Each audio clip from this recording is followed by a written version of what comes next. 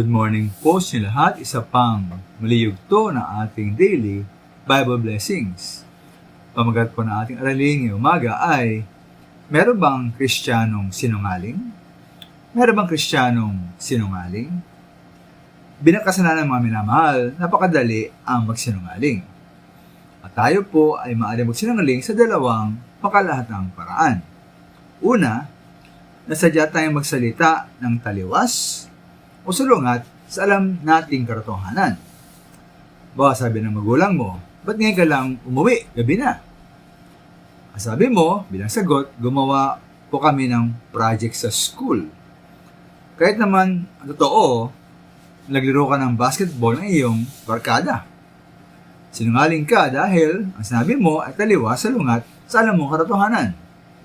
Ikalawa po ay sadya tayong mangako. Alam natin naman na ating di ito pa rin. Halimbawa, nangutang tayo at nangako magbabayad sa isang buwan kahit alam natin na hindi tayo magkakaroon ng pera na pambayad. Kaya sadya po tayong nagsinungaling, nangako ng mali.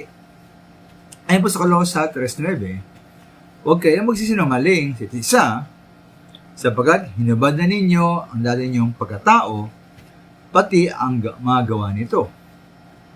O sa ibang salin, ang datihang pagkatao, pati ng kanyang magawa. Si minamahal, una, ang pagsinungaling ay gawain ng ating dating pagkatao. Yung pagkatao po na hindi binago ng Diyos, hindi pinanganak na muli, hindi po ligtas. Kaya tanging hindi lamang ligtas ang dapat marinig na nagisinungaling. Dapat ang binago ng Kristiyano, hindi na sinungaling.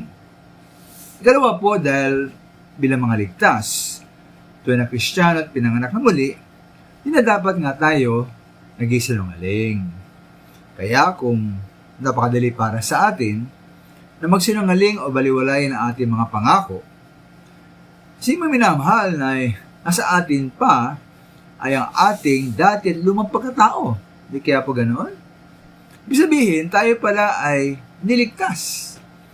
Di pinanganak na muli, at di patungo sa langit. Yung mga minamahal, nalaman po natin, malaki at seryosong bagay ang pag-isinungaling. Wala dapat Kristiyano na sinungaling. Kung tayo po Kristiyano, dapat hindi tayo sinungaling. Salamat po.